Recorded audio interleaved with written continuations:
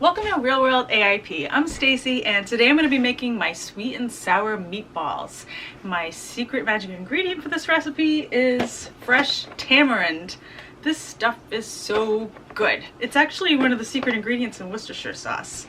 Or is it A1? It's one of those. I don't know. I don't eat that stuff. I think it's A1. But it's got this like sour tart taste. It's also sweet. The flavor that it lends, even just a tablespoon or two, is so good. It adds like an umami flavor too. This is a magic ingredient to put in your no-mato sauce that will make it taste like tomatoes. When you get this stuff fresh, it lasts forever in the refrigerator. I mean forever.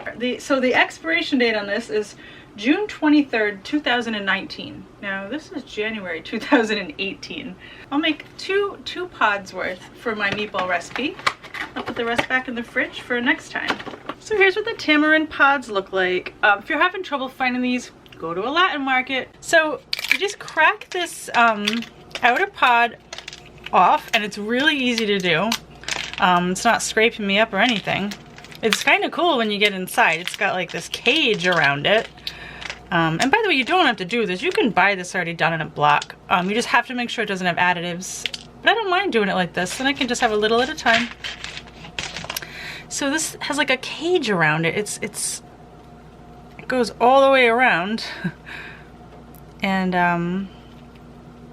it reminds me of those champagne tops. Well, probably because I'm a bartender. I'm gonna soak these in some water while I'm preparing my meatballs, and just let them sit there for like a half an hour. By the way, I mean, although I always think fresh is better and I love to use fresh herbs and, you know, fresh everything, you don't have to. They actually sell powdered tamarind powder on Amazon. So now we're just gonna make some meatballs to go with our sweet and sour sauce. I'm gonna use 1 pound of grass-fed ground beef. To the grass-fed ground beef, I'm going to add garlic powder, salt, and chives. A teaspoon of salt per pound is my usual. I get these garlic granules from Whole Foods. I'm gonna use like a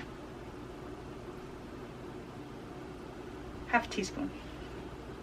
The chives I'm gonna use freeze-dried because I used up all my window chives. We're gonna have to wait for them to grow back or buy more. Always have backups.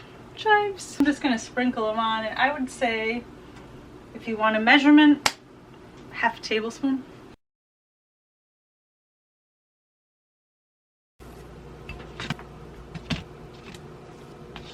Meatballs.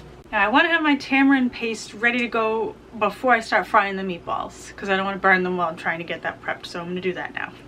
So you basically work around the mushy, they're mushy now, it's soft, and you just work around it to get the hard pods, this hard thing.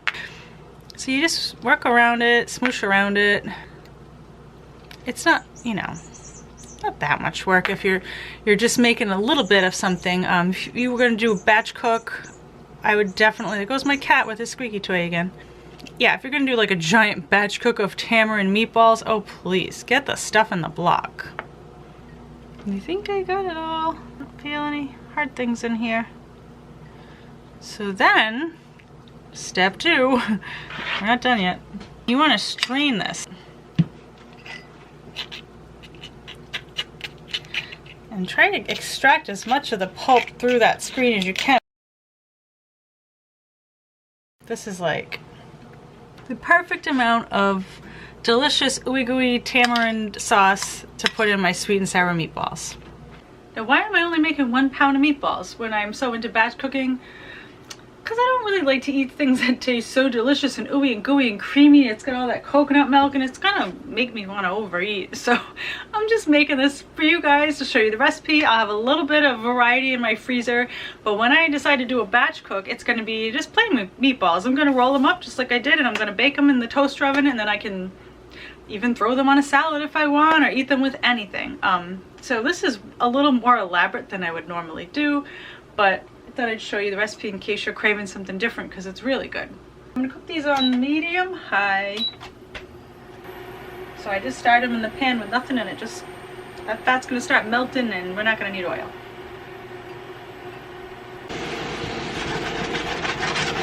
Gotta let them brown for a bit and start adding things after they get a little bit more cooked. Alright, I just, these were so greasy I had to drain the fat a little. So here's what we're left with. I'm going to pour all of that tamarind juice right in there and I'm going to let it reduce. And I grabbed a kaffir lime leaf out of the freezer. I got it at the Indian market. Not necessary for this recipe to make it taste delicious, but I did use one last time I made it and I enjoyed it. So I'm gonna have that in there while I'm cooking. And I'm gonna pour in some coconut milk. Let's see. I'd say that was 1/3 of the can. To this, I'm gonna add some chopped garlic, fresh. Just a little bit of salt. That was the whole recipe that I wrote so good on. Now the goal now is just to reduce this lovely gravy, sweet and sour sauce, whatever you'd like to call it. These are like Swedish meatballs, kind of, with a Thai flair.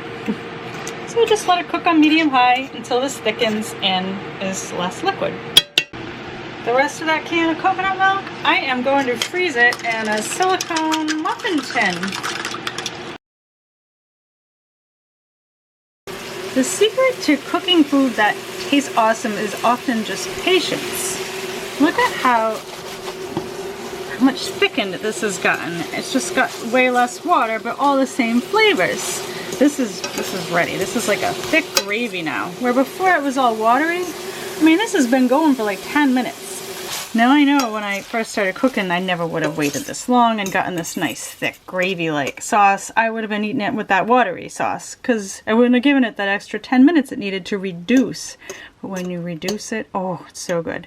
And we're just going to throw away that kaffir lime and just look at those. Whew. So there you have it. That's how you make really, really good sweet and sour meatballs. I'd love to hear your thoughts on these. If you have any future videos you'd like to see, let me know in the comments below. Or if you found this interesting enough to share with your friends, that'd be awesome too. Subscribe to my channel. I post new videos every Thursday, sometimes Sunday too, and I'll see you soon. Until then, be healthy.